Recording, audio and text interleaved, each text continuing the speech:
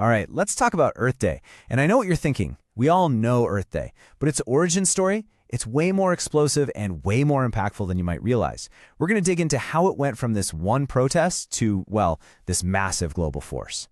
Yeah, the whole thing kicks off with a disaster, but it leads to this incredible change. And look, this isn't just about planting a few trees, as great as that is. We're talking about a movement that literally changed the laws of the land and, honestly, the world. And that really gets to the heart of it, right? This is the question. It's the thing that gets over 1 billion people to do something every single year on April 22nd. It feels personal, it feels urgent. It's really the soul of the whole Earth Day movement. I mean, think about that number for a second. Over 1 billion people. That's more than 1 out of every 8 people on the entire planet. So yeah, this is not some niche little event. It's a full-on global phenomenon.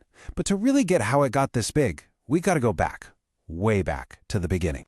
All right, so let's set the scene. We're rewinding the clock to a time, before the EPA even existed, before there was a Clean Air Act, a time when the environment just wasn't really a thing on the political radar at all. So it all kicks off with this kind of unlikely duo. You've got a U.S. Senator, Gaylord Nelson, who sees the absolute devastation of an oil spill and just decides, okay, that's it. Enough is enough.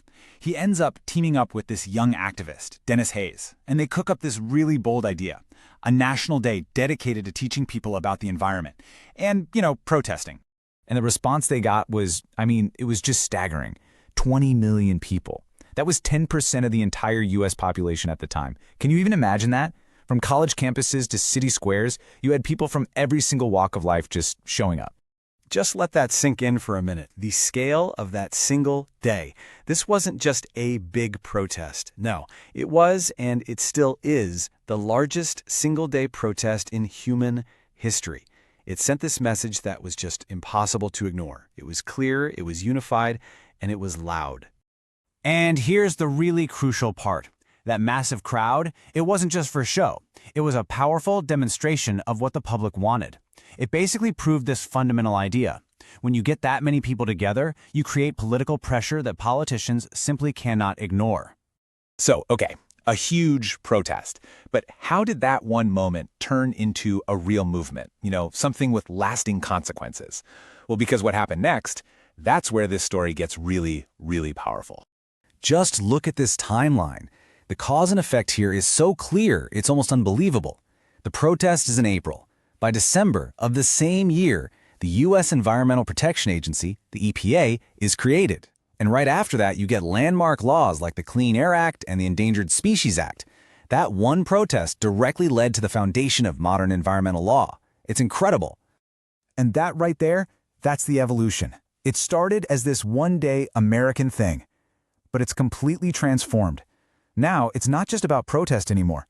It's become this global launchpad for major policy changes and real-world action. Think about this. It is not a coincidence that world leaders picked Earth Day in 2016 to sign the huge Paris Agreement on climate change. They chose that day specifically for its symbolism, for its power. And you see it today in things like the Great Global Cleanup, which shows that modern focus on tangible, get-your-hands-dirty kind of action. Okay, so all of this sounds massive, right?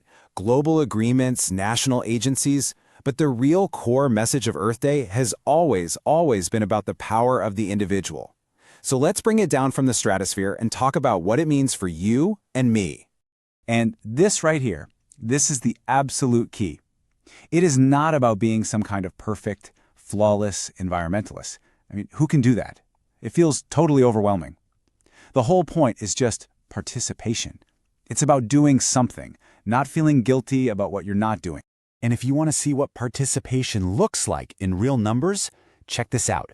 One tiny change, just using one reusable bottle, saves 167 plastic bottles a year from one person. Now just try to imagine millions of people doing just that one thing. That's how individual action suddenly scales up into this massive impact.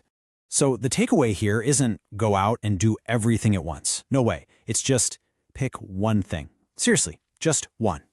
Maybe it's taking a real look at your trash can.